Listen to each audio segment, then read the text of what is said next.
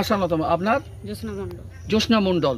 দেখুন, এই সব বাড়ির যে মা বোনেরা যারা আছেন তারা কিভাবে প্রত্যেকটা বর্ষা বলুন, প্রত্যেকটা দুর্যোগ বলুন, সব সময় এই রাস্তার এই হাল হকিকত নিয়ে আসতে হচ্ছে। আজকের দেখা যাচ্ছে যে স্বাধীনতার প্রায় 80 বছর বয়সের পর কি অবস্থা এই রাস্তাঘাট, অথচ পশ্চিম দ্বারকাপুর যেটা মেন অঞ্চল এই পাথর প্রতিমার, যে নিয়ে পাথর প্রতিমা, এই মারা তারা কিভাবে আসছেন, তা আপনারা এই ব্যাপারে কোথাও পঞ্চায়েতকে বলেছেন আপনারা কিছু?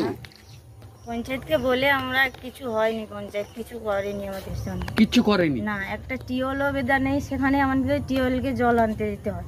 আচ্ছা, এই কাদার মধ্যে আমাদের কলসি নিয়ে যেতে হয়। আচ্ছা, কাদা ভেঙে কলসি নিয়ে যেতে হচ্ছে। সারা বছরই একই অবস্থা। জলের জন্য সেক্ষেত্রে সেটা হাহাকার হয়ে আছে। শুধু বিদ্যুৎটা এসছে বোধহয় নাকি, আলোটা?